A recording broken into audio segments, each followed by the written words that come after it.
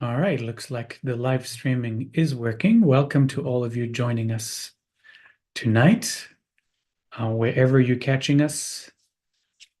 It's good to have all of you here. We're going to get started. We have, as always, a lot to cover tonight, and I want to invite us as we start into a Shalom chant. So please close your eyes and just find your breath. And just take a couple of minutes to deeply relax and let go.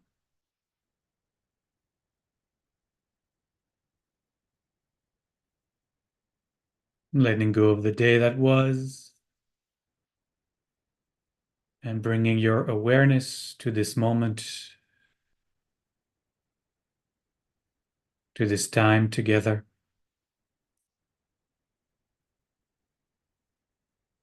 Inviting you, if you so choose, to join me into a threefold Shalom chant to get started tonight. Shalom.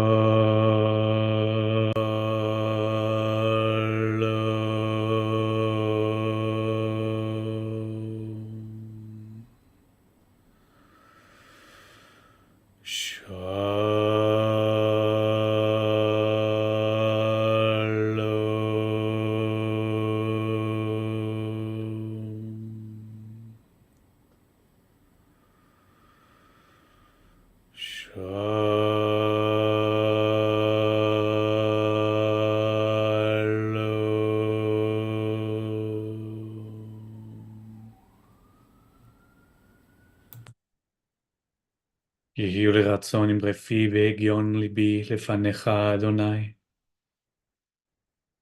Holy One of Being, help us to know your presence through each breath, through each heartbeat, that the words of our mouth, the meditations of our hearts might flow from the fullness of your being, Holy One. Adonai Tzuri veGo'ali, Holy One, you are source, you are that which shapes this and every being. And you are that which liberates us. Amen.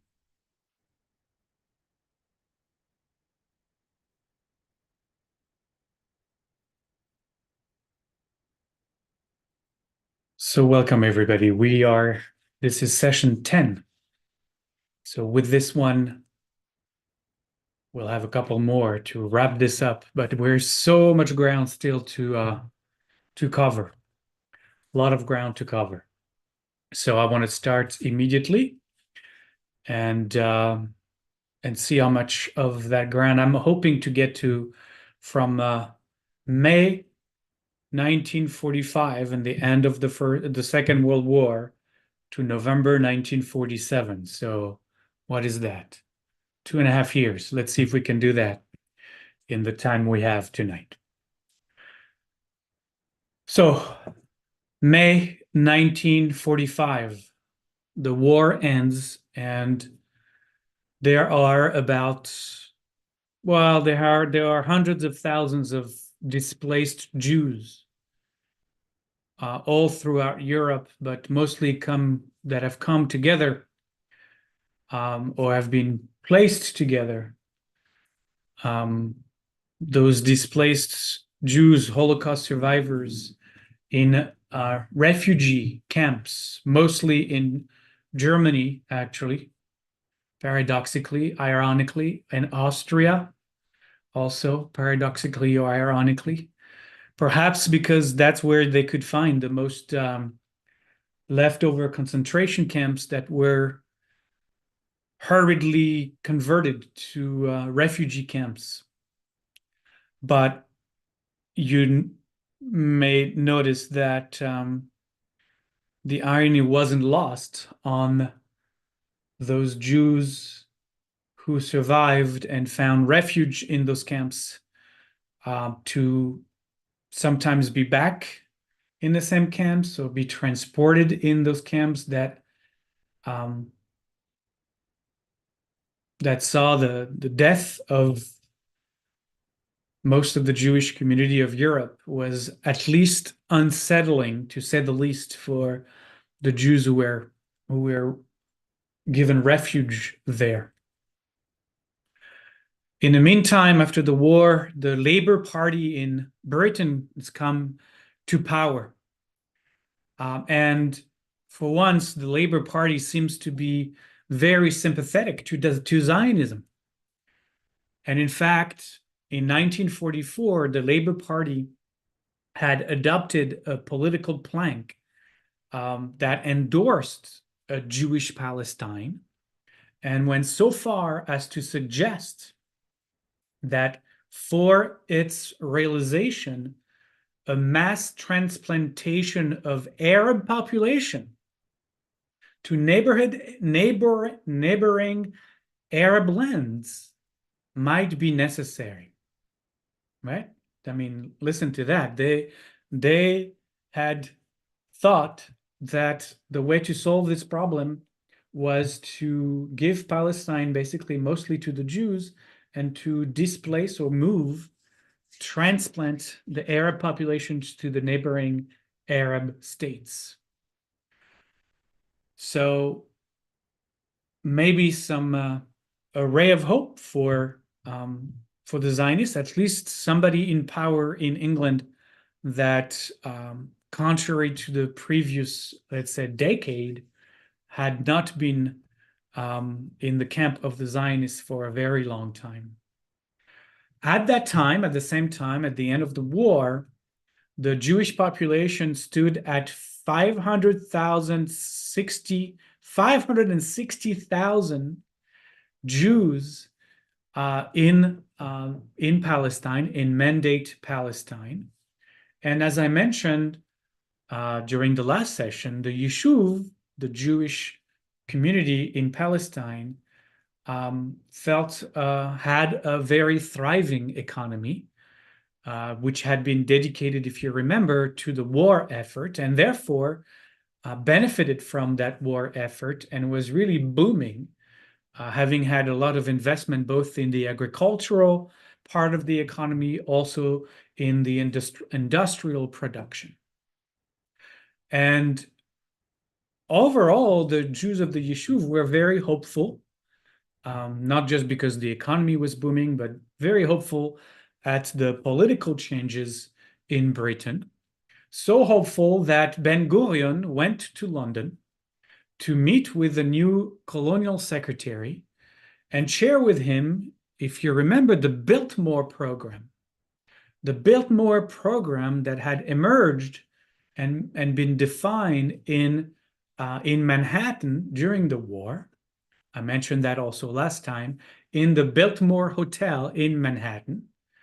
And that program that was endorsed by the surviving Jewish communities, mostly the American Jewish community, but others, demanded Jewish sovereignty and immediate admittance of 100,000 Jewish refugees to the promised land.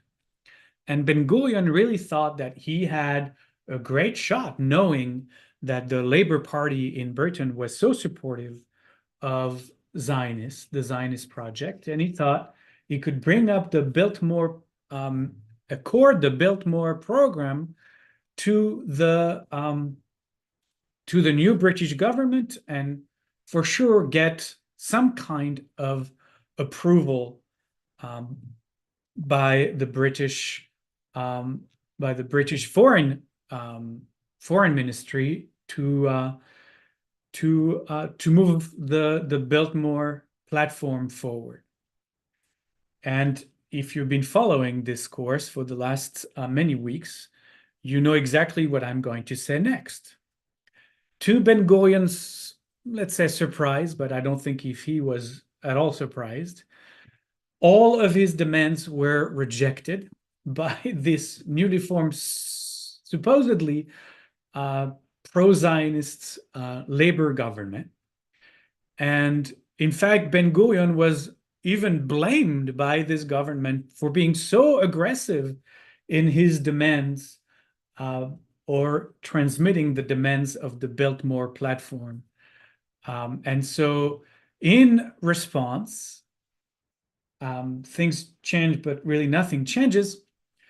The colonial office offered Ben-Gurion in response 2,000 refugees and an additional 1,400 more refugees per month if the Arab agreed. So you know exactly where that ended. The new Labor Foreign Secretary's name was Ernest Bevin. Had by then, very shortly, I guess, after they came into power, rallied around the idea that maintaining positive relationships with the Arabs was of paramount importance for the crown. And so by the end of the war, also, I should say, and so also, it is important to notice that with all of those changes and this new government coming into power, this new government found a completely dilapidated Britain, a country that was left near bankruptcy at the end of the war. And so one of the key items on the agenda of this new government was obviously to begin the process of rebuilding the devastated economy of the empire after the war. And so because that was their priority, the government understood that it needed, among other things, to keep accessing the oil fields that it held in Iran, in Iraq, in Kuwait, and in Qatar. And so with that, it also understood that it needed to ensure, absolutely ensure, the safety of the pipelines that traversed the politically unstable, I would say, Arab countries of the time. In addition, having, as you remember, edged the French Empire out of the Middle East altogether when it invaded Syria during the war, as it also invaded Lebanon during the war, the main threat now, having pushed so far north in the Middle East, the main threat for Britain was Soviet Russia and its encroachment in already northern Iran and its aim to find a foothold in the Mediterranean area, again, also to vie for control of some of the oil of the Middle East. And so Russia, now no longer anyone else, was geopolitically a threat, or at least perceived as a threat by the British crown. And so, again, it feels like everything changes, but nothing changes. The same concerns that Britain has had really since the First World War, if you remember, right? Since the First World War, Britain has always been concerned by the same things, right? Be it making sure that the Suez Canal remains open and making sure that it has on its side all the Arab countries through which it can then develop its oil economy and its domination over the oil economy. So again, everything changes. The date really changes, but the geopolitical concerns remain the same for Britain. Just now, they are not so much to protect the empire, but literally to rebuild the devastated economy of the empire itself. And so Bevan's entire mission was staying on the good side of the Arab world. Now that Britain's power had been demolished, obviously by the war, to cement the goodwill of the Arab world became all important to the geopolitical concerns of the empire. And so to maintain that goodwill, Britain went so far as to remove completely its military presence from Egypt and from Iraq as a gesture of goodwill. And when it came to wading into the issue of Palestine, Bevan, as many of his predecessors have done, asked for a post-war study yet again of the Holy Land. And so once again, another delegation, this time headed by a man under the name of Harold Beeley, Beeley, who himself was a staunch Arabophile, was selected to head the yet again newly founded study committee that was dispatched to the Promised Land. And of course, Beeley's studies only confirmed strengthening Arab ties, confirmed once again keeping Jewish immigration to a trickle, and completely renouncing any thought of a partition plan.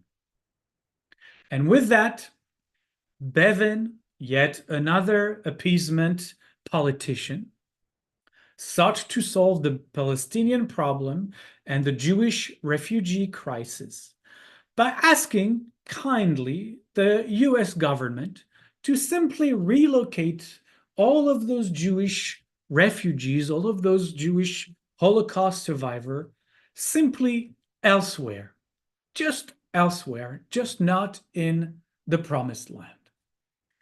Now, what about what's going on with America?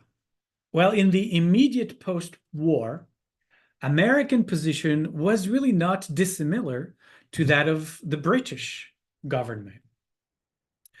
Of course, there were broad declarations of support for a Jewish national home by Roosevelt, who was betrayed only by the State Department's attempt at, like Britain, wooing the Arab leaders and the State Department itself taking anti-Zionist positions in fear for them of supposedly mass Arab uprising.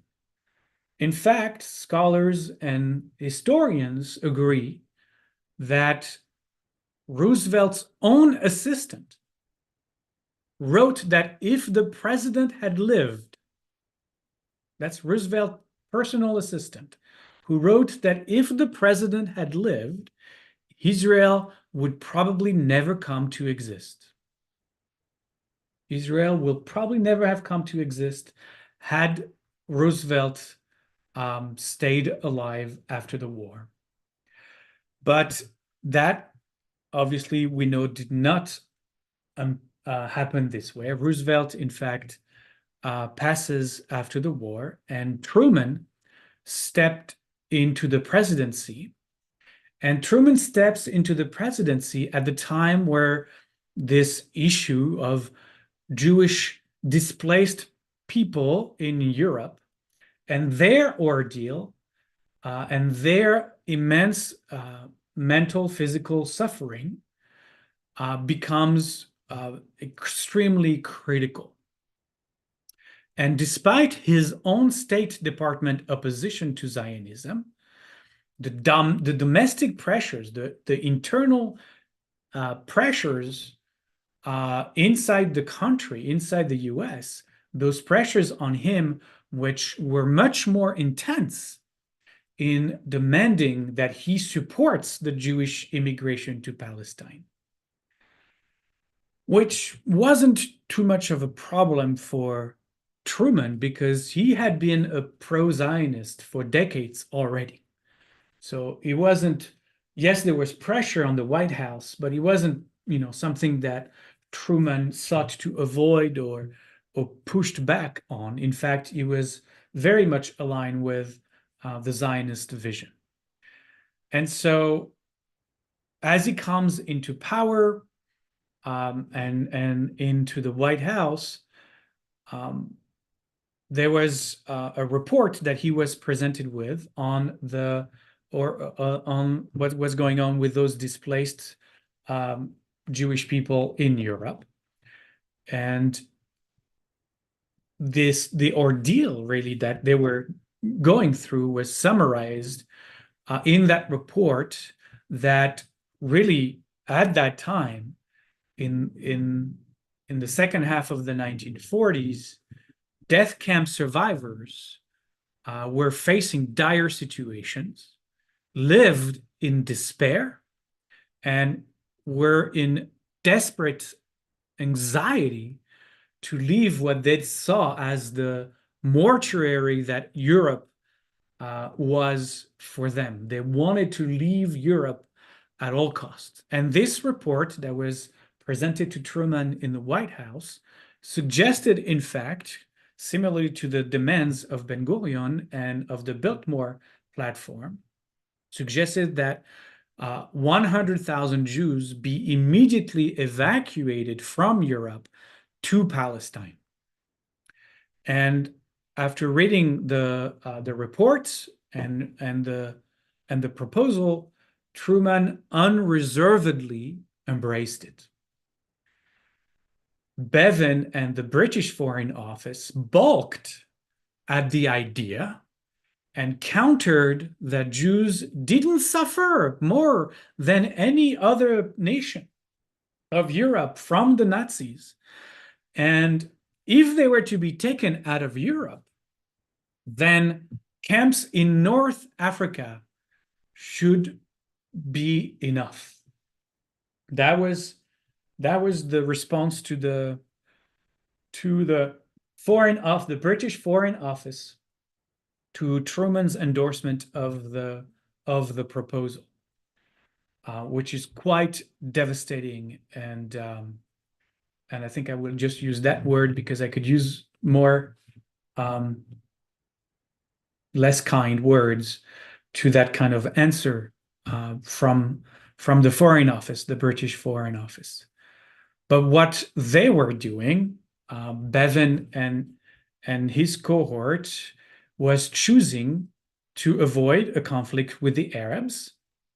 And by choosing to do that, by basically taking a side, they literally set themselves up for a grisly clash with the US, not just obviously with the US, but with the Zionist leadership. And it really didn't help that Bevin, on top of his earlier declaration, warned the US, and I quote, that if the Jews, with all their suffering, want to get too much at the head of the queue, you have the danger of another anti-Semitic reaction. And that reminded me of that other British prime minister who had warned the Zionist leadership that if they didn't drop their demands, then there could be waves of anti-Semitism on British soil. And that was very much echoing in my heart, in my mind, the same kind of threat from the British Foreign Office, and this time toward the US, and the US taking a pro-Zionist position. Having heard the unbelievably rash responses from the British Foreign Office and the British government, you can imagine the reaction of the Jews of the Yishuv, of the Jews of Palestine, who understood that Britain was too afraid.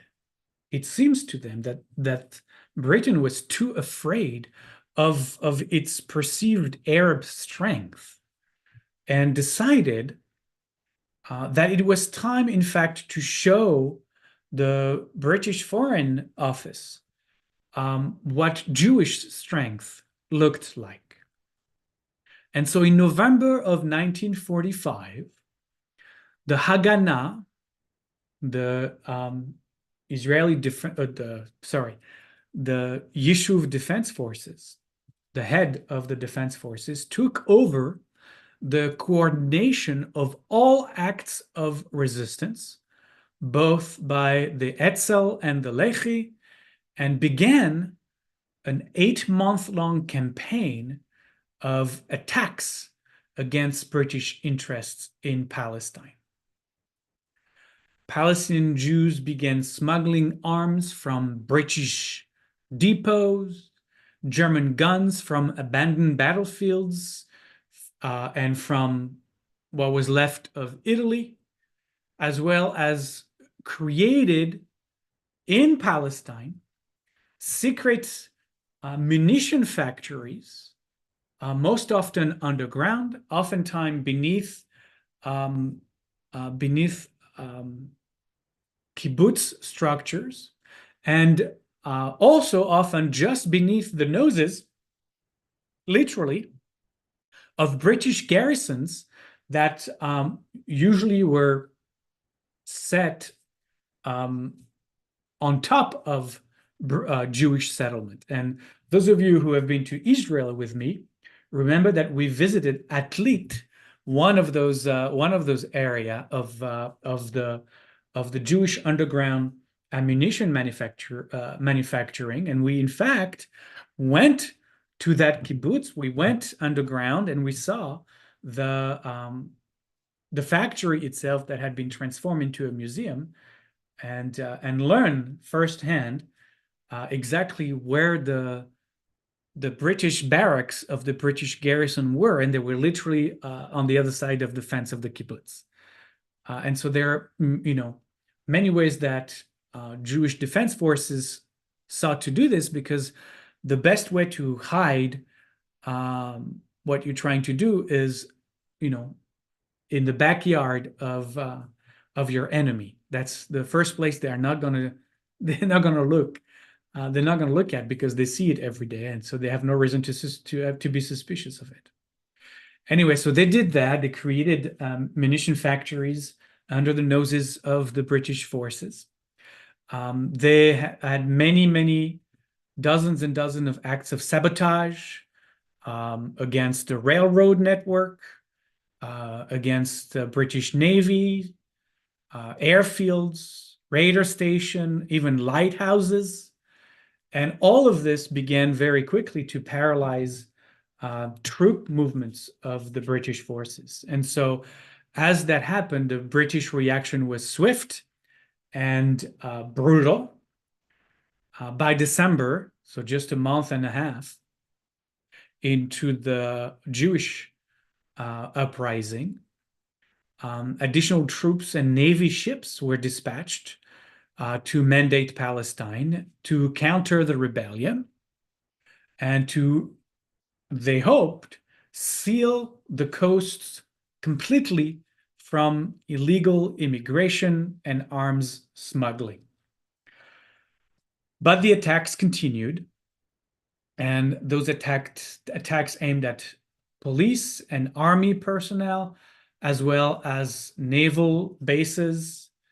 Anti-British violence was, we can say, was no longer exclusively from Arab resistance. The fiercest attacks now came from the Jews.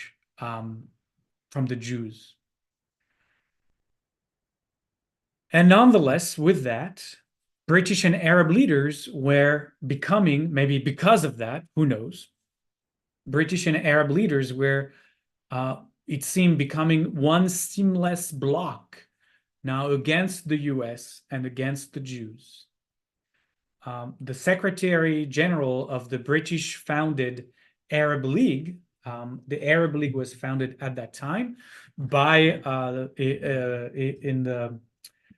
under the auspices of the British government. And the Secretary General of the newly founded Arab League declared we are not going, and I quote, we're not going to allow ourselves to be controlled either by great nations or small nations or dispersed nations. And so the Arab leadership in Palestine, which really were, I mean, if you remember from the war, a bundle of pro-Nazi sympathizers, definitely anti-British Iraqi and Syrian rebels that we saw took arms against the British armies during the war, and other Axis war assassins blamed all the ills of the Arab population of Palestine on the Zionists and denounced the rapid growth of the Yishuv on track to make the Arabs a minority in the land, using mostly Nazi anti-Semitic tropes of Jewish mastery and slyness and you know the rest. They really were propaganda-wise this newly founded Arab League. They were really an embodiment, a continuation of Nazism itself in the way they embraced its aims and its propaganda tools. And so they demanded an end to Jewish immigration, abolition of the mandate, the repudiation of the Balfour Declaration, and the recognition of Palestine as exclusively as an Arab state. So you can see that, again, everything changes, but nothing changes. Change the names of the participants, call it the Arab League now, but the demands remain the same. The retrenchment remains the same, and the and the vision for the future of Palestine remains the same. And just as those demands remained unchanged, at this point, so were the Zionist claims, strengthened, however, because there was now an additional concern for the Zionists' leadership, which is the devastating recognition that the feared reason for Zionism expressed 50 years earlier by Herzl had come true with the Holocaust, and that a Jewish sovereign state was clearly, it seems now, at least they wanted to make the argument, indispensable. And Weizmann argued, I would say maybe sadly, that the Palestine issue was no longer one between right or wrong, but between the greater and the lesser injustice. And I really like that quote from Weizmann. I mean, I'll say it again, that for him, the Palestine issue was no longer one between right or wrong, but between the greater and the lesser injustice. Bevan and the British government wouldn't budge, completely alienating the US government together with the Zionist leadership. And so in Palestine, Jewish extremism intensified, especially after the Poland pogroms. You heard me correctly. The Poland pogroms of the summer of 1946, just a year after the end of the war, there were pogroms in Poland where returning Jews were murdered by their neighbors. It's a very dark part of history, but just to summarize it in 2 sentences, the Polish people thought that the Jews would never come back, and so took over their homes, their apartments, their possessions, and were, let's say, very angry, I guess, when some Jews managed to survive and try to come back to their pre-war, to the pre-war homes that they own. And between that and a lot of other, um, you know, other considerations that have to do with anti-Semitism, this literally turned into pogroms, and um, we have hundreds of Jews who are killed in Poland more than a year after the war is over.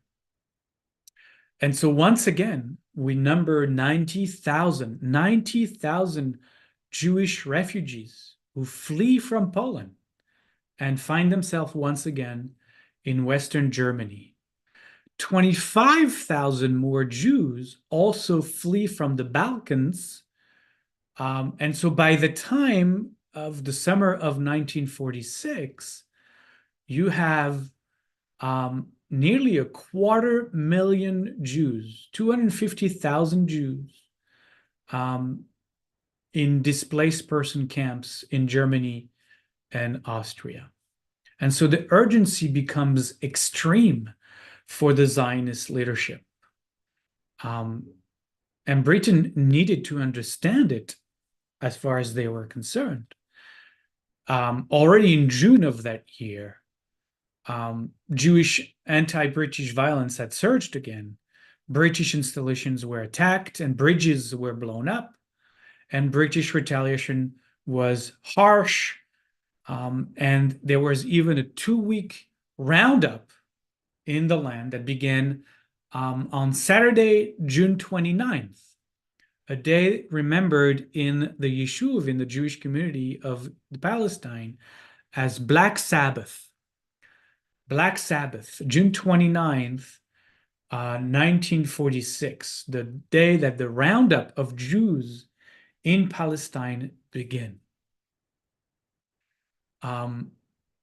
Ultimately, little damage was done to the resistance, but it really was enough for the Haganah to shift its priorities and center its aims on illegal immigration, since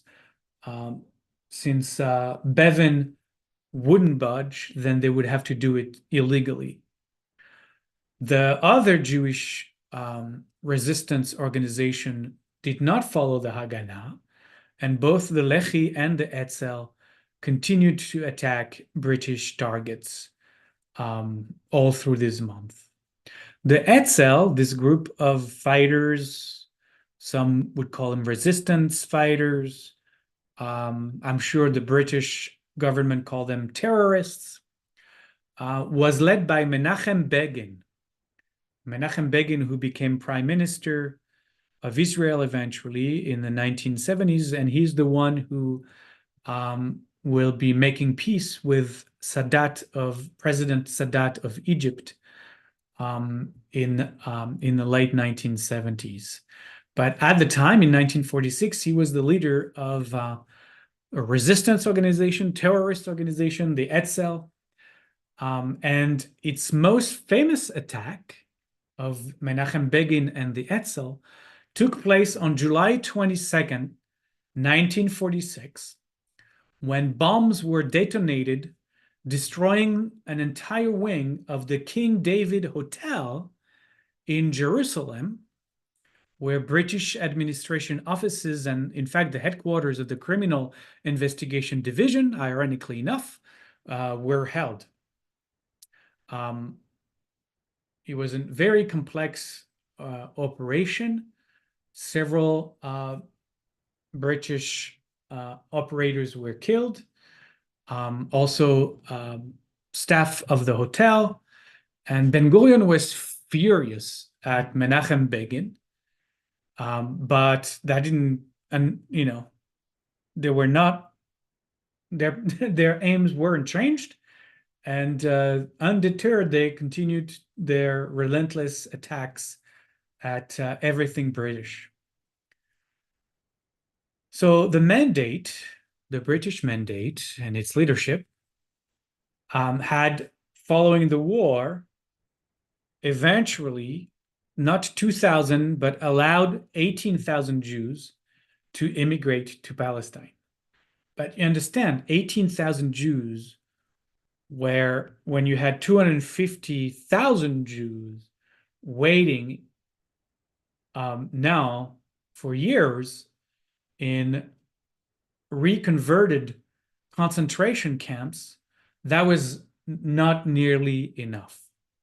In fact, for the Yishuv, for Ben Gurion and the Haganah, tens of thousands needed to be evacuated from Europe and its ongoing pogroms.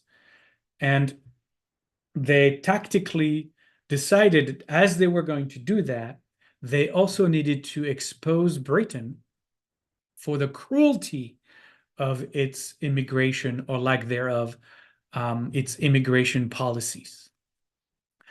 An incredible network was secretly put in place across all of Europe to facilitate underground Jewish illegal immigration from those displaced person camps to Palestine. It was headed actually mostly by Jews of France. Jews of France after the war had managed to find themselves in high governmental positions, and their ex-resistance, those who fought in the French resistance during the war, were great fans of the Haganah, declared fans of the Haganah, had also found positions, I guess maybe as a reward for their acts of resistance, in many French administration's offices.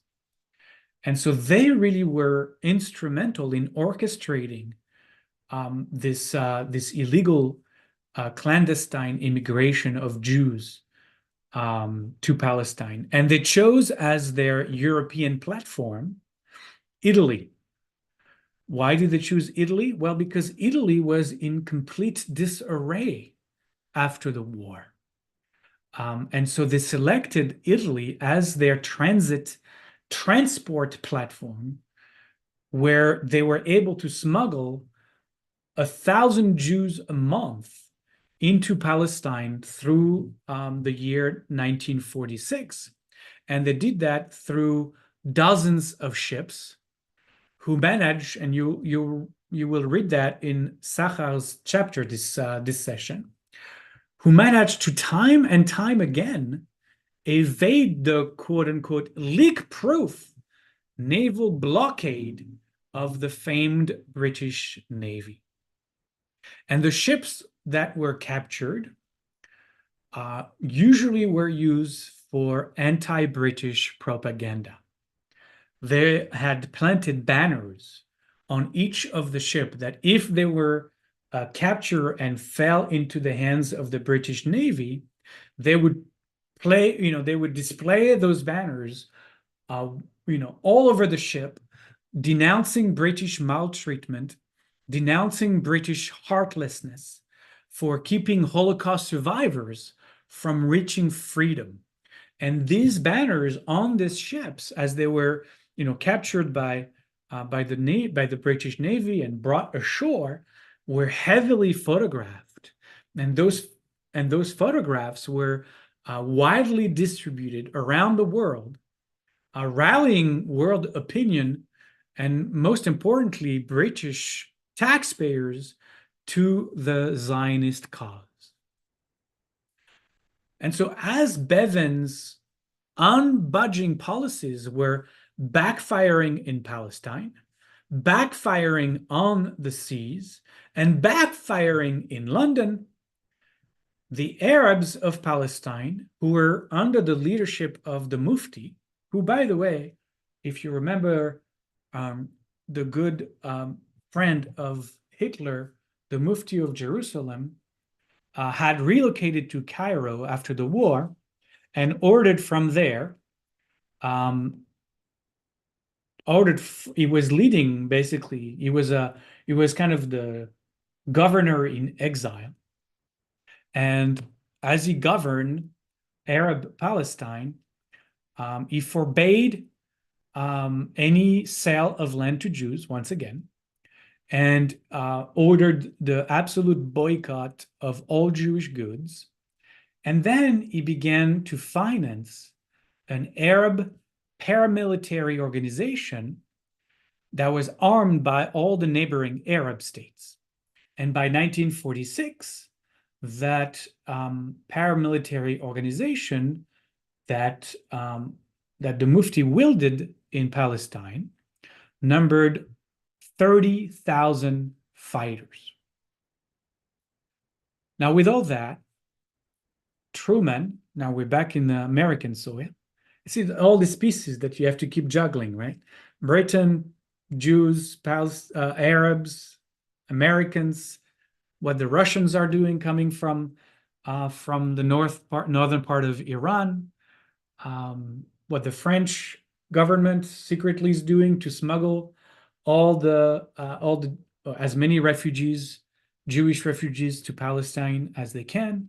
There's a lot of pieces that are moving here, so it's difficult to split because it's all happening in 1946, right? So it's not like I can cut them apart because it's all happening at the same time. Anyways, Truman, we're back in the US now.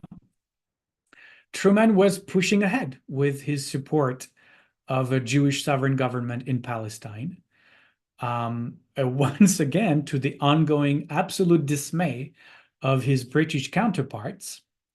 On October 4th, in the annual White House greeting for the Jewish high holidays, he issued a declaration officially endorsing a partition of Palestine, together with, once again, a substantial increased immigration there that he insists should begin immediately.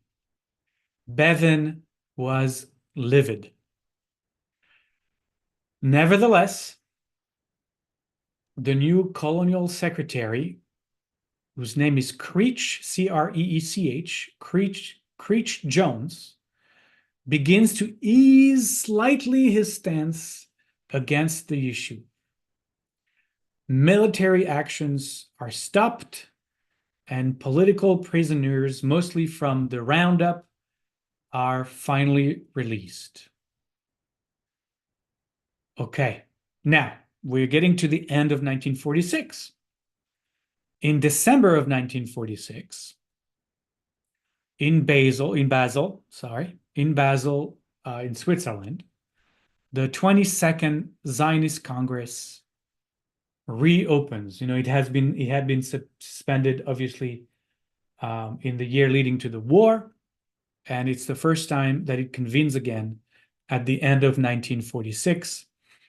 And from all accounts that you will read about and I could read about, it was a heartbreaking event because basically the only two delegations left in attendance were the Palestinian Jews and the American Jews. That's all who came to the Congress. Weizmann, who at that time, he's half blind and very old. Weizmann pleads once again, as he has before, for the gradual approach that he had argued for all these years. But now his views had absolutely no sway post-Holocaust. And it ends up that after so many years of service, he's not going to stop his service to the Zionist cause. But after so many years of service, the Congress decides not to re-elect him as president. There is a major shift, I guess you could say, in the way that after the Holocaust, the Jewish community saw itself, and they were much more, I guess, as Ben Gurion was accused of much more aggressive in determining what they wanted, and there was um, no more gradual approach standing for them. Um, and so you can see that on both sides, on the Jewish side and on the Arab side. Both Jews of Palestinian Jews and Arab Jews and Palestinian Arabs, sorry. Um, both sides really come to really be radicalized and take on really hardened positions at this point. And one might say, really, in due to really to the unflinching and obstinate policies of Bevin and the British Foreign Colonial Ministry, but really Bevin, who didn't know to read the room, who had failed really to understand the historical context of his time. And you will read, and I've read many other instances beyond just what I have assigned to you this session. Historian really almost unanimously agree that Bevin Bevin's position was a major diplomatic and strategic. I'm going to use the word mistake, but I think it's worse than that, because it not only did it antagonize the new leading power in Truman, but it antagonized all stakeholders in the process and radicalized them. I mean, the Jews are turning to violence, and the Mufti is building an army. These are not two people who are ready to come to the table at this point, and all of that because of those hard, harsh policies. I was thinking this week, like, what could have, we can remake history, right? Of course. But what if the mandate of Palestine had been given to a neutral party? Because again, I mean, you can't disentangle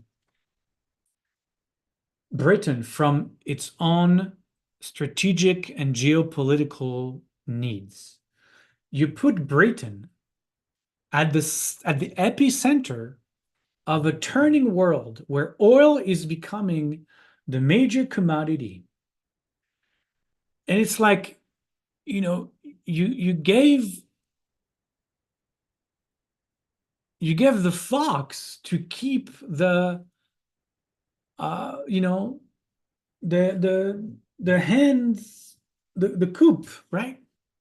And I was reflecting, what if they had picked a country to hold the mandate that had no stake in the oil fields, in the pipelines, and therefore wouldn't have played favorite all this time. Anyway, we can't remake history, but again, you can't disentangle Britain. It's not like Britain was, looking in from outside. It really was a triangulated relationship with two sides of the triangle most of the time in unison, or at least with shared interests. And the Jewish side kind of left to its own. But we can't, at the time, it was a three people tango. It was a three nation tango. And it was obviously very unstable because it was two against one. It wasn't an even um, partnership. Anyways, I've just been really thinking about it this past week about you can say that you can never take out the experience the experimenter from his or her experiment, right? There is always an influence. And I think we can't ignore that. And either way, I mean, I think Bevin just completely, and historians make the case that he really bungled it. He really torpedoed he torpedoed everything after the war by radicalizing everybody. Um, he miscalculated the importance that Ben-Gurion and the Jewish leadership had placed on immigration on the heels of the Holocaust.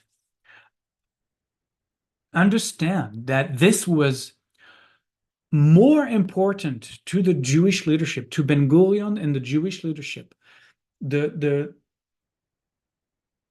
case for immigration of 250,000 lost Jewish souls in the midst of the Europe that was a cemetery to the Jewish people at that point. Ben-Gurion and the Zionist leadership, this was more important to them than Jewish statehood. In 1945, 1946, 1947, if Bevin had understood the mind of the Yishuv, the mind of the Zionist leadership, and had been willing to compromise and follow Truman, not that he had to do it on his own, but follow Truman in allowing these 100,000 refugees to enter the land, not the 250,000, just 100,000 refugees to enter the land.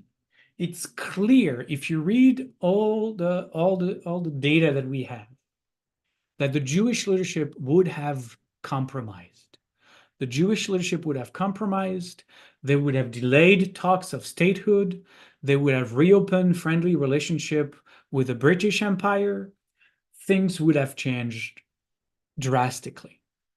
But it is his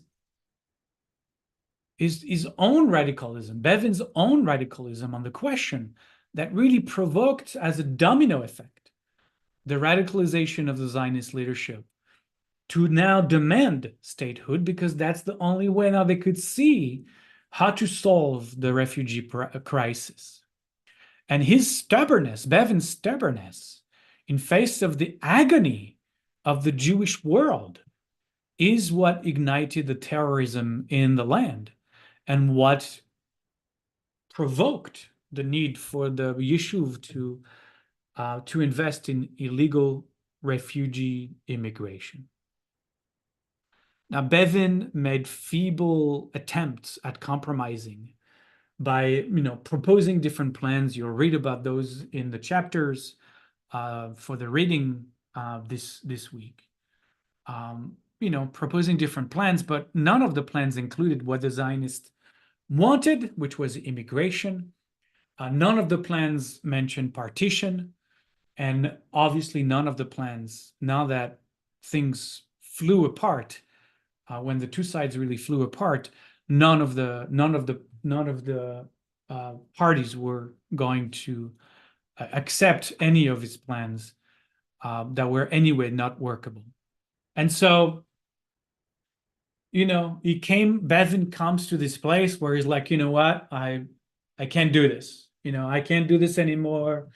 He kind of has a temper tantrum, and he throws up his hands and he declares the situation is deadlocked and is giving up, and the British Crown is giving up. And on February 14, 1947, he referred the entire problem to the United Nations. The United Nations was just created after the war, and he decided that Britain washes its hands from Palestine. Let the United Nations deal with it. And it's interesting that the timing of this is also very interesting. So this is February 14, 1947, right? February 20th, 6 days later, Britain announces that it would transfer the government of India no later than June 1948, so a year and a half later, to the Indian people. And then the next day, February 21st, Britain revealed that it would end its military and financial commitment to Turkey and to Greece by the end of March. So if historians try to thread the thread, like what was going on, because clearly Bevin was done with Palestine, yes, but it wasn't just because he proposed plans that could not, and he probably knew that could not be agreed upon. A lot of historians believe that it was kind of a posturing, to kind of show effort. You get F for effort in his report card. But really, it's clear that the British government's economic resources were at that time strained to the very limits, that they could no longer handle all of their foreign ties and all of their foreign entanglements. And so it really was the beginning of the collapse of the British Empire right around that time. Obviously, that's not what they call it, but really that's the beginning of it. And maybe Bevin thought that if he was to publicly declare that he washed his hands from the Palestine mess that he had created, not just him, obviously, we saw that it started about 100 years, maybe 80 years before. If he thought that that would stop the violence, well, he was once again very much mistaken, because neither the Etzel nor the Lehi diminished the intensity of their actions for even a second, and continued to target both military personnel as well as civilians alike. And meanwhile, the paramilitary forces of the Mufti were very much engaged in terrorizing Arab communities suspected of violating his demands for boycott and for complete cessation of land sale to the Jews. But really, what he does is a major purge. I mean, the pretext is the violation of his direct orders from Cairo. But really what's happening is a direct purge of all opposition, all political opponents in the Arab lands of Palestine. And so between the Jewish violence, the countering of the British forces, and then the violence inside Arab territory, 1946 and 1947 really see the complete collapse of any sense of security in Palestine. And not even the 80,000 British troops, together with units from the Transjordan Arab Legion, or the 16,000 British and local police, could ever restore a semblance of peace.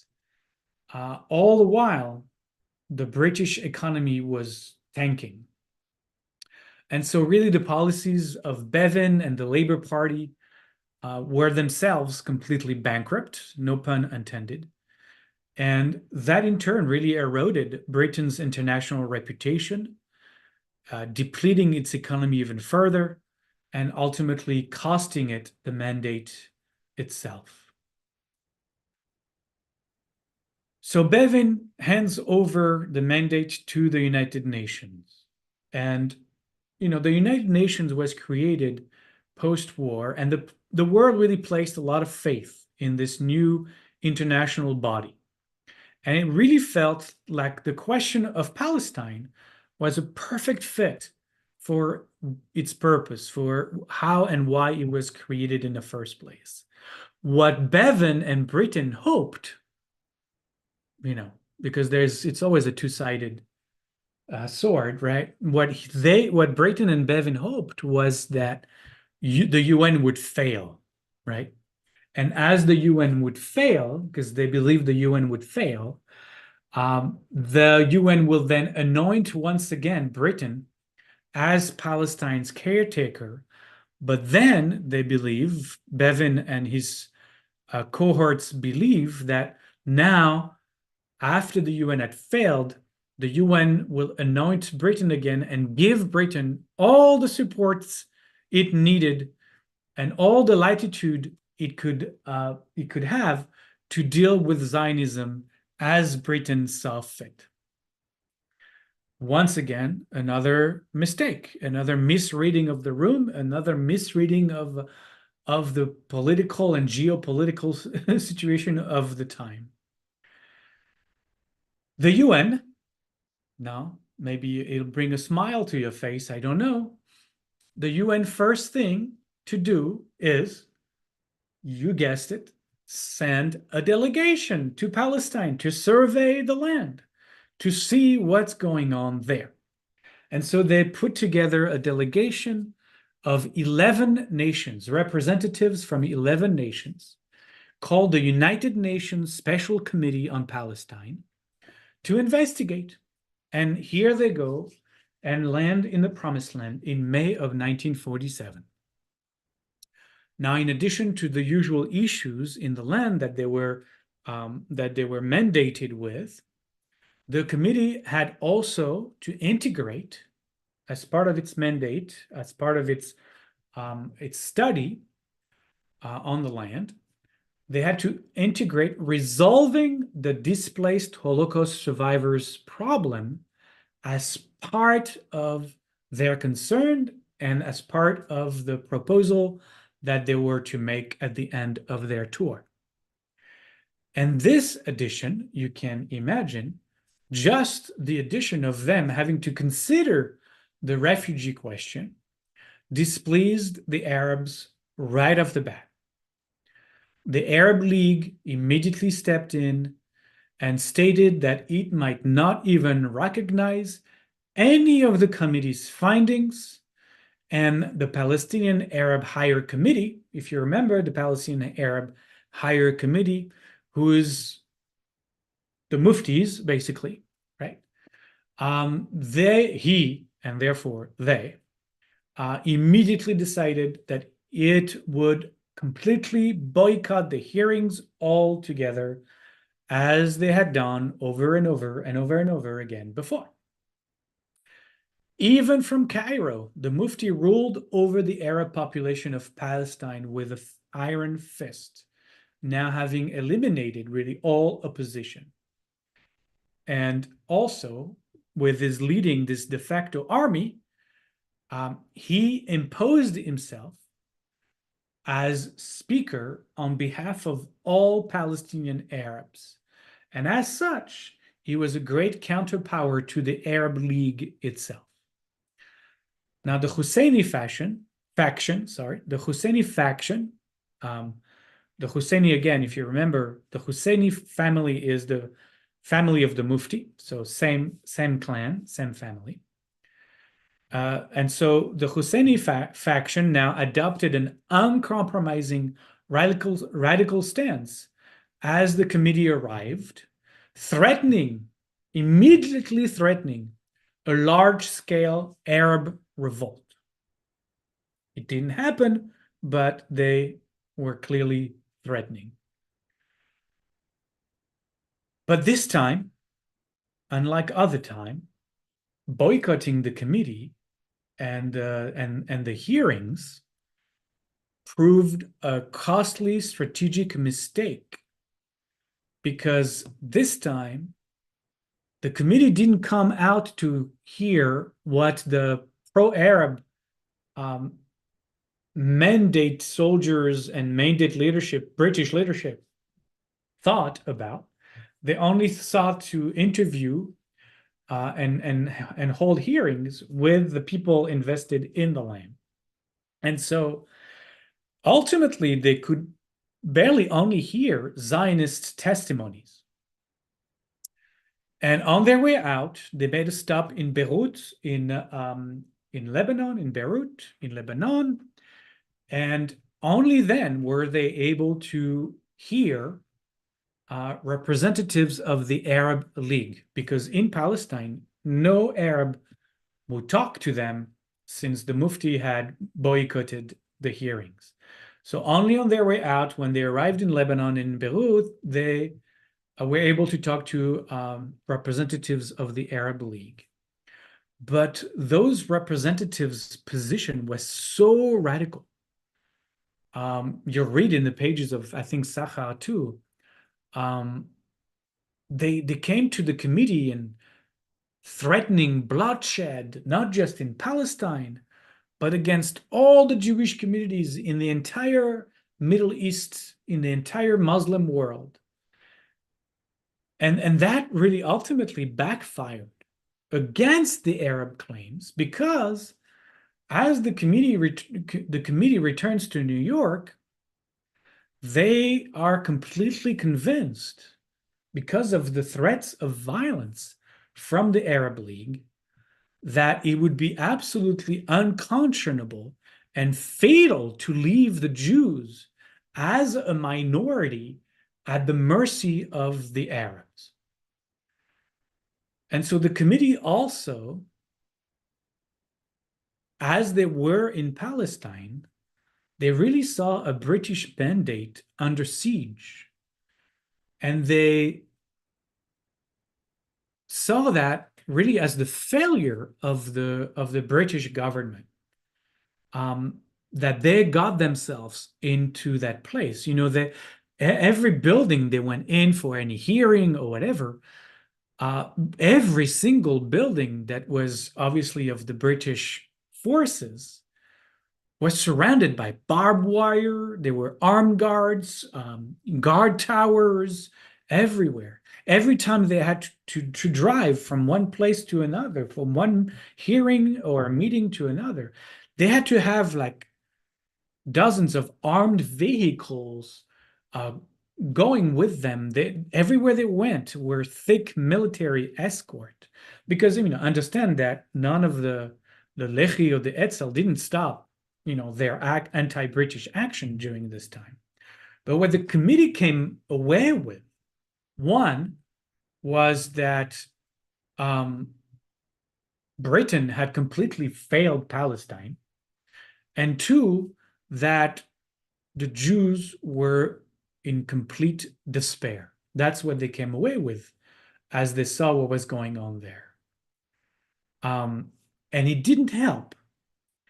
Maybe, I don't know if it's the straw that broke the camel's back, but it didn't help that as they were in Palestine, as they were doing their studying and their investigations and their hearings, there was this one completely disastrous event happening, disastrous for the British government, of course. That episode of this ship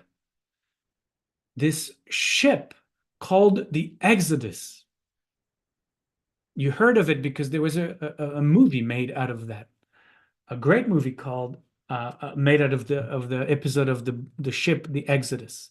That's exactly when the story of the Exodus, the story of the ship called the Exodus, takes place. And you read that in Sachar as well. He dedicates a couple pages to that, which is really cool. So, I'm not going to retell the story, but basically the British completely botched handling the Exodus. Completely botched it. It was one of those boats, they had the banners like I explained earlier, so they were all prepared. But this botched handling of the Exodus was so revealing to the committee that, in fact, their reports, their notes, we know their notes.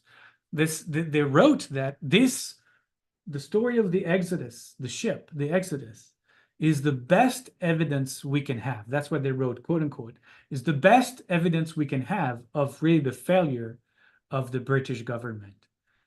And so they decided, instead of going straight back to New York, they decided to do a detour after they had heard the testimonies of the Jews of Palestine about their concern with the Holocaust survivors, you know, now this is 1947. It's almost 2 years, being still kept in DP camps. They decided actually to make a detour and stop in Germany and Austria and to visit the Jews, there, the displaced Holocaust survivors. And they found there, as they talked to them, that, and we know from their notes that their only desire from all these Jews, every single one they met, was to immigrate to Palestine. That's all they wanted, and as soon as possible. And so the report of the committee was presented on August 31st, 1947. August 31st, 1947. It proposed, among other things, the end of the British Mandate, the partition of the land. It proposed that the immigration to Palestine would reach 150,000 for the first 2 years, so 150,000 over 2 years, and then 60,000 a year beyond that. It proposed, maybe a fourth point, a 10-year economic union between the two states that would be created by the partition, where the Jewish state would provide financial support to the Arab state, and all of that would be facilitated by the United States, right? So four key points there of their proposal. Some that, the Zionist entity felt were good, some that were clearly less than ideal. I don't think any of them looked positively in first of all in the borders. I'll show you the map in a moment. In the borders that were proposed of the partition, they felt like it was a very precarious border, very precarious borders, hard to defend, fraught with danger. But also they were not, very keen on having to subsidize their neighbor's Arab state for the foreseeable future. There was no like time limit between, there was a 10-year framework, and that was a long time, 10 years. But as I said before, for them, the immigration proposal was most important of all. And so they responded with cautious optimism, with a yes to the proposal. History repeats itself, it seems, over and over again. And you know what I'm going to say next. The Arabs rejected the proposal with absolute horror.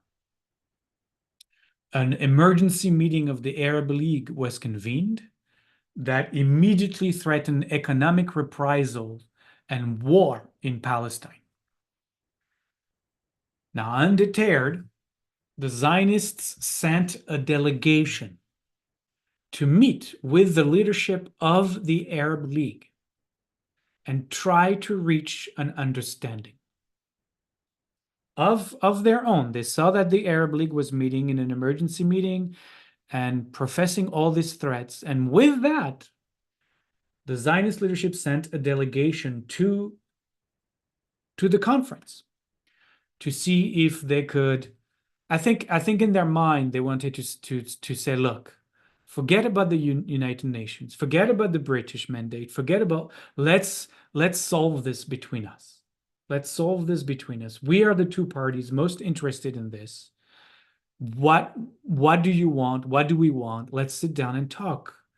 And then we can go back to the UN and say, okay, can we modify this? Because here, I think that was the idea behind even sending a delegation there. And, they were not kicked out of the room, but they were surprised that they were not immediately turned around and and literally kicked out of the room. But what they heard was, and I think that's very interesting in light of what has been happening after that, the continued unfolding of history beyond that. The answer was to the Jewish delegation that positions have been taken that were now so extreme that any Arab leader who would even appear to make peace with the Zionists would be killed on the spot. The inflamed Arab masses ruled the Arab world, and it seems only war could now settle the conflict. That's what the Jews heard as they left the Arab League after offering direct talks, that it was too late. It was too late. And if any one of them, any one of those leaders would have even dared to utter a word that would speak of compromise, that would be a death sentence. And the Arab world that was so inflamed, I mean, that was not just because of the United Nations. I mean, that has been obviously brewing, as we saw, over years and years and decades, and the radicalization of the Arab and anti-Jewish position in the Arab world during the Second World War, and its embrace of Nazism, and seeing Nazism and Hitler as the answer to their problem, because if Hitler could have won, then he would have eradicated every single last Jew in Palestine, and that embrace, that radicalization didn't, it's not because the war stopped that suddenly they were peaceful warriors. So it continued, and once the population, the masses were bathed in such hatred for years and years of the war, it was impossible really to turn the tide. And so that didn't work. The Jewish delegation came home, and understood that they too, if that was the case, probably had to prepare for war. And I think secretly and not so secretly is what they started to do after that meeting. Meanwhile, the UN was working on the committee's proposal, this 4-point proposal that I explained. And as that was happening, Britain excused itself from whatever work the UN was doing on that, having accepted the end of the mandate reluctantly, as it thought that, again, they would be anointed as the savior of Palestine, but that didn't happen, clearly. And because of that, Britain doubled down on its alliances with the Arab world, mostly, of course, in order to protect its oil interests, but I'm sure there were other reasons at this point. By then, by 1947, by mid-summer 1947,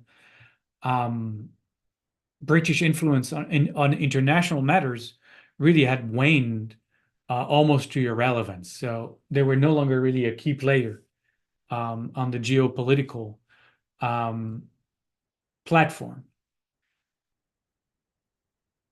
What really changed everything was, not that the Jews endorsed the UN proposal, not really that the Arab League and the Mufti rejected it out of hand.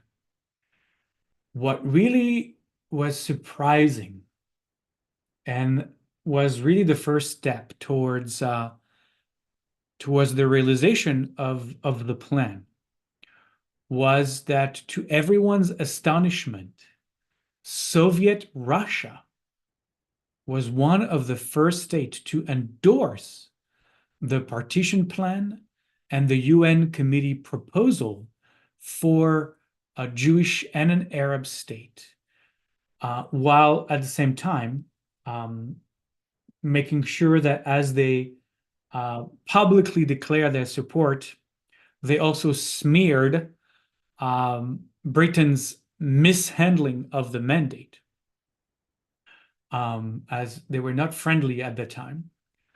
But by Soviet Russia to come one of the first countries to come out in favor of the plan, all but secured that the plan would move forward. And one can wonder why, after decades of expressly anti-Zionist bashing, decade after decade, why did the USSR change, to the surprise of everyone, its tone on Jewish sovereignty in the Middle East? Well, there are reasons. First, it was looking to gain, like I said earlier, a foothold in the Middle East. Two, they saw in the Zionists politically committed socialists. Maybe not, Bolsheviks or communists like them, but they knew what was going on, and they knew about the kibbutz. They knew about, the political, stands of Ben-Gurion and the likes that were very socialists. I mean, it's fascinating, that Israel is really created out of an absolutely anti-religious political force, right? Socialists and communist Jews. It's fascinating. And so Russia picks up on that, I guess. The USSR picks up on that and believe maybe that a partnership could be possible.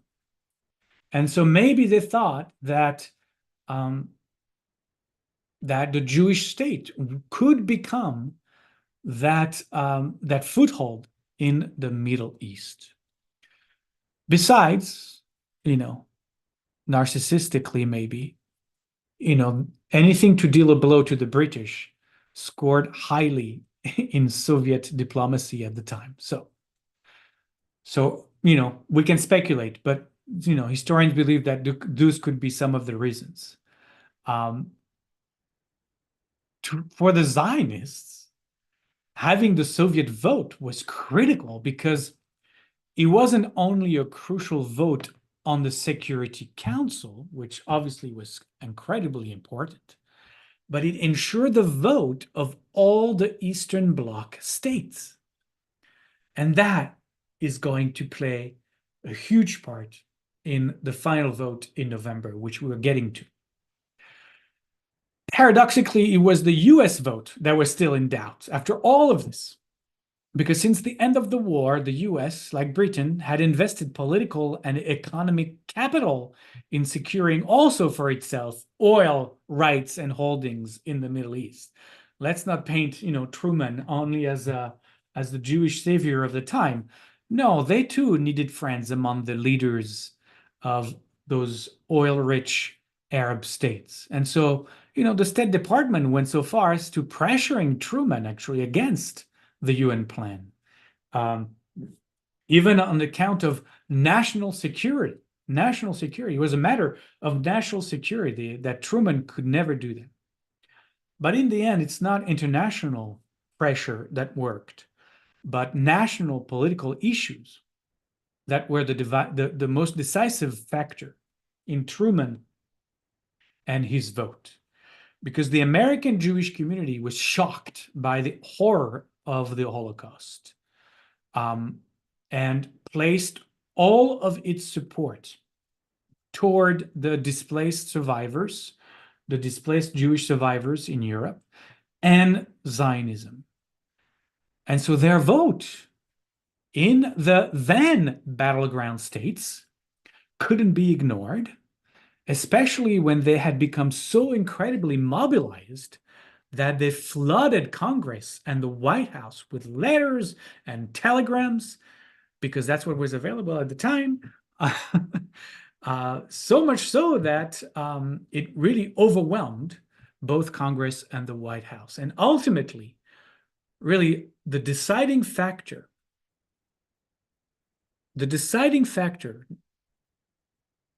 was for Truman.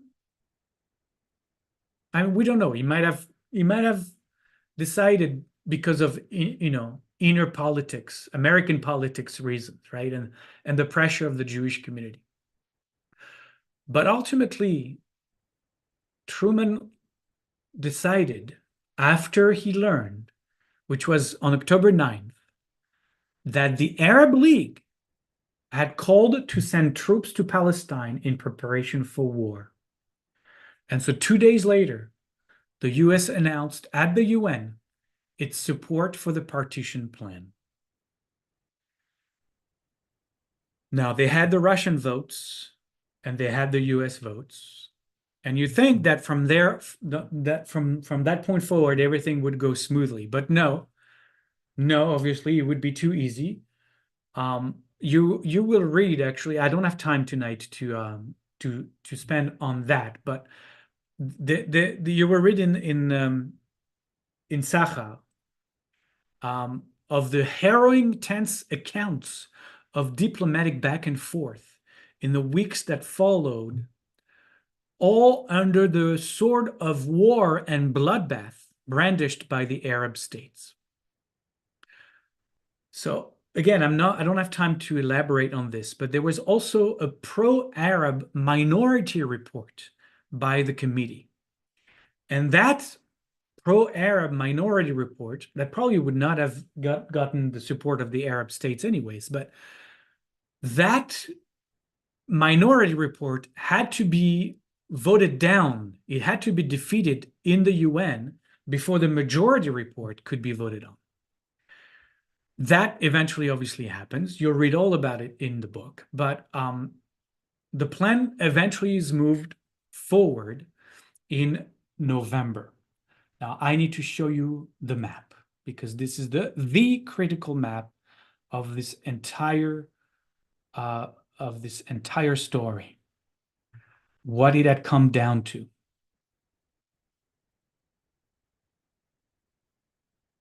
All right, let's see if I can. Do I don't think so. All right, but that's good enough. Whatever you can see, that should be good enough. Let me do this. Maybe we can do that a little more. All right. So this is the partition plan, the United States partition plan, 1947. Right? The vote was set for November 29th. The white on the map is the planned Jewish state. The darker parts of the map is the proposed Arab state, and inside the Arab state is Jerusalem, Bethlehem, that will remain under international, and all that area at the center will remain under an international rule. If you know where Tel Aviv is, so it's on the coast in the middle, you see beneath Tel Aviv's Jaffa, and Jaffa is also part of the Arab state, right? So it's very small little encroachment there. So, I'm gonna scroll back up and down, but you see in the north what was given to the Jews. So most of the border with Lebanon is part of the Arab state. And the border with Syria, the Sea of Galilee, the Tiberias, and north of Samaria, of what is now called the West Bank, is the Jewish state. And then all the coastal area from Haifa all the way to south of Tel Aviv is also Jewish land. And then what is also Jewish land is the Negev. Now, the Negev is an absolute desert. Nobody lives there except nomadic tribes of Bedouins. And you can see even Beersheba. Beersheba is part of the Arab state in the partition plan, and Beersheba is really mostly also a nomadic Bedouin city. You can see all the southern coasts with the border with the Sinai. The entire border of the Sinai almost is and the shore, the southern part of the shore, is also part of the Arab land. That's where Gaza also is, but it's much more expensive. So really, ultimately, though it looks on the map that geographically the Jews have more territory for, if you were to look at square mileage, I will send everybody this map. It will be available to you. So as far as maybe a square foot, it looks like the Arab lands are maybe smaller than what is given to the Jews, but understand that the Negev is uninhabited and uninhabitable, actually. So really, what's habitable is the northern part, only the northern part of the plan of the land. But this is the partition plan for a two-state solution in Palestine, right? So you will have that map. Let me talk about the map for a second, a little bit more. So just let's go back to me. So as you saw, the area around Jerusalem and Bethlehem remains in international control, and Jaffa is an Arab enclave. So the Arab states was 4,500 square miles. That included 800,000 Arabs and 10,000 Jews. The Jewish state was 5,500 square miles, so 1,000 square miles larger, mostly the empty barren Negev desert without Beersheba. It included 550,000 Jews and 400,000 Arabs. So you see the proportions are also very different, right? The two states were to be intertwined, if you remember from the plan, into an economic union and have a joint currency, one currency for both states. Railroads, highways, postal services, foreign services, telegraph services also would be under joint management. 5% of the surplus custom revenues received would go to fund the international Jerusalem enclave, and the rest to be divided between the two states. In addition, the Jewish state would pay the Arab state a £4 million annual subsidy. Again, as we remember, for 10 years. The proposal was then submitted to a vote of the General Assembly on November 29, 1947. It needed a two-thirds majority to pass. And you see all of those, there are movies made and videos, everybody was listening on the radio, listening to New York as they were counting, each country's voting this way or voting that way. And everybody was, with a pencil, just figuring out when would we get to two-thirds. And eventually, after long hours of waiting and debating, two-thirds majority was actually exceeded. The vote was 33-13. And so on November 29, 1947, the world had now approved for two states to be born in the place of the Jewish mandate. And we're going to leave it at that for today. Incredible part of history that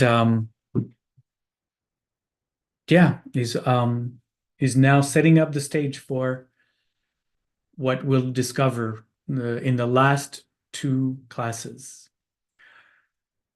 Okay, so let's see if there are any questions. Can you explain where the Palmach originated and who they were? That would be too long for tonight. I think there were already a lot in the books that in the chapters, but the easy part for that is you can do a Google search or go to Wikipedia. I'm sure you can find a ton of information there. Why was the partition so odd? Well, I think we'll talk about this mostly via the last session together.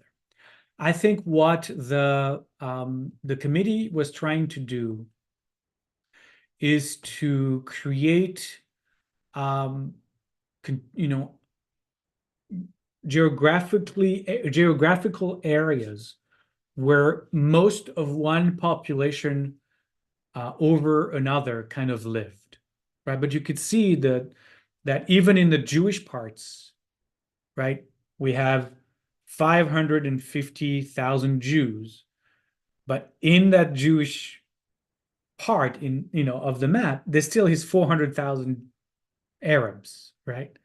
The opposite isn't true. In the more of the Arab parts, 800,000 Arabs, 10,000 Jews. So that tells you where the Jews were concentrated,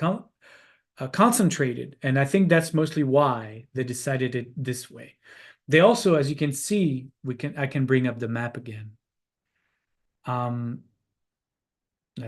We can look at it very quickly once more. You can see that they were trying to have kind of touching points between the different parts. So, there would be probably very difficult and challenging border issues in those in those crossings. But I think early on they also had a vision that these two states would be very much intertwined. I mean, they would be economically intertwined. I mean, with one currency, with having basically all of the I talked about the railroad, the post office, the telegraph, all of that being shared. They really had a vision of yes, there would be borders, and yes, each would be self-administered, right? Everybody would have their own state and do whatever they wanted in each of those states. But they really had a vision of great cooperation between the two. You know, whether that was delusional or not, who knows, right? We'll never get to know, right? But as we will see next time. But I think that's really what they thought they could do the best. And I mean, try to remove the darkened parts. I mean, and don't worry about the Negev because there's nothing there. But look at the Jewish state, knowing that Lebanon in the north, Syria in the northeast, Transjordan in the east, right, and Egypt in the south. This is also Arab lands, right? So obviously the map doesn't reflect that because it reflects only the partition, but all the darkened hashes of the state, you can expand that all around, and then you get these two little islands of majority Jewish state, not a big majority Jewish state. That I don't know. How were the Jews going to defend that? I have no idea. How did the Zionists accept? I have no idea, but they did. Accept they did. And they went with it all the way. Yeah, it is quite a mystery to me for sure. I don't know what they thought, how they could defend the state. I don't know how they, you know, because it was really clear by then that the Arab League was, mobilizing.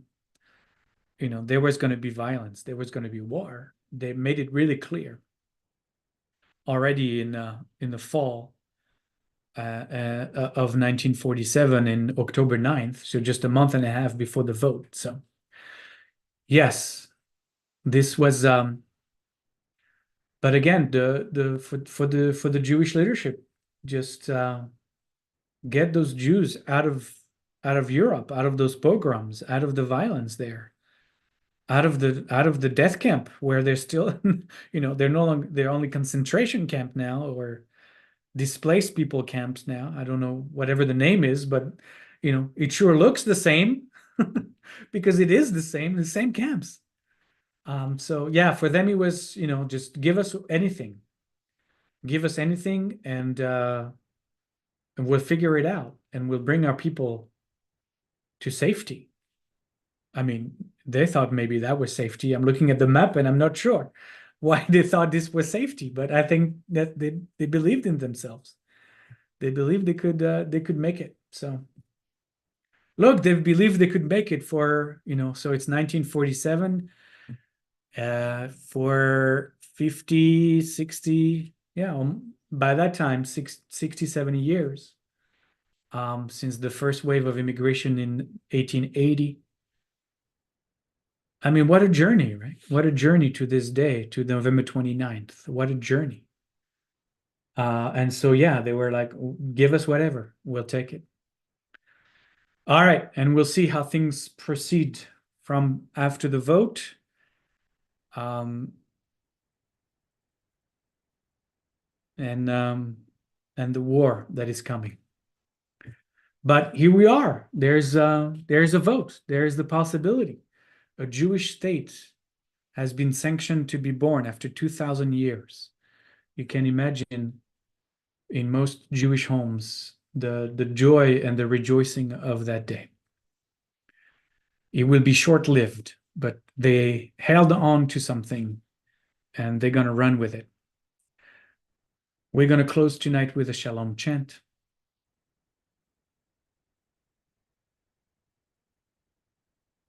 Inviting you to a couple of deeper breaths.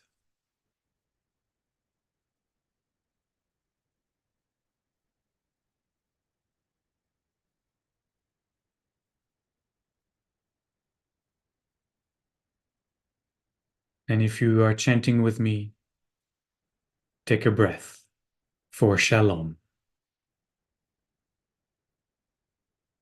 Shalom.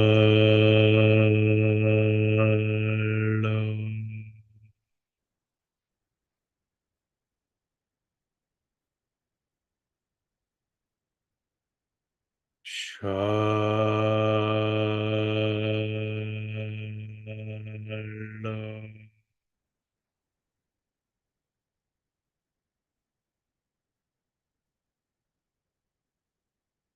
Shalom.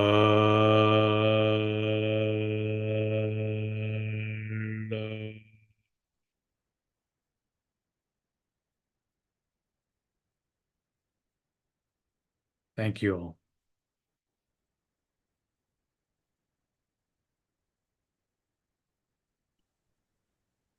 Moderni. Yeah. Thank you. Thank you, Rabbi. Thank you, Well Olivia. done. Well done. Thank you. You're welcome. Thank you, Olivier. Good to see you here.